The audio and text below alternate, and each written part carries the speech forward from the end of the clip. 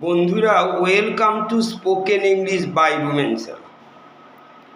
এই মুহূর্তে আমি মেকের কিছু স্পেশাল ব্যবহার শেখাচ্ছি। প্রথমে তোমরা জানো মেকের নর্মাল ব্যবহার, সেটা সবাই জানো। কীরকম মেক মানে তৈরি করা, যেমন মিতা ইজ মেকিং টি, চা বানাচ্ছে। Making, she is making cake, cake বানাচ্ছে। Ram is making clothes, clothes জামা কাপড়। মেক ড্রেসেস, ড্রেস তৈরি করে। রাম মেক্স টয়েস, টয়েস বানায়, খেলনা বানায়। রাম মেক্স আমব্রেলাস, আমব্রেলা বানায়। এগুলো নর্মাল, এটা জানো। এইবার দেখো, আমি তোমাকে মেকের 5টা স্পেশাল ইউজ দেখাচ্ছি। এটা খুব দরকার, এই 5টা মুখস্থ রাখো, কাজ দেবে।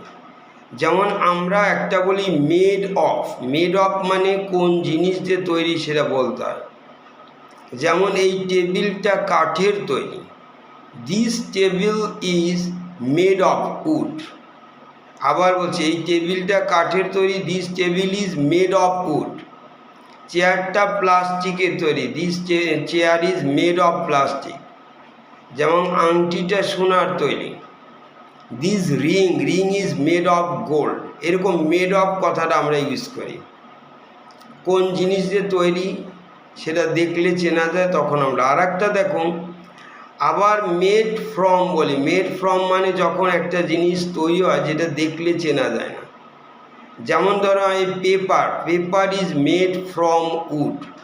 কিন্তু পেপার দেখে চেনা যায় কি? না, চেনা যায় না। দেখে বলতে হবে মেড ফ্রম। আবার আমি বলছি, paper is made from wood. যেমন কাঁচ বালি থেকে তৈরি হয়, glass is made from sand. Glass is made from sand. From কেন? দেখলে চেনা যাবে না। মেড অফ হলে দেখলে চেনা যায়। আবার দেখো, যেমন চিজ, পনির দুধ থেকে তৈরি, cheese is made from milk. তারপরে দেখো মেড বাই, মেড বাই মানে কারো দ্বারা তৈরি। যেমন this chair was made by Ram.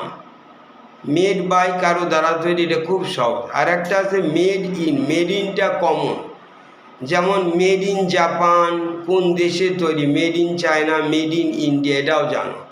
তারপরে আছে লাস্টেরটা হচ্ছে মেড ইনটু, মানে রূপান্তরিত করা। যেমন this room can be made into study room. তারপরে one movie made her into star. এরকম মেড ইনটু মানে রূপান্তরিত করা, হয়তো ফ্রম জিরো টু হিরো, এরকম। Thank you.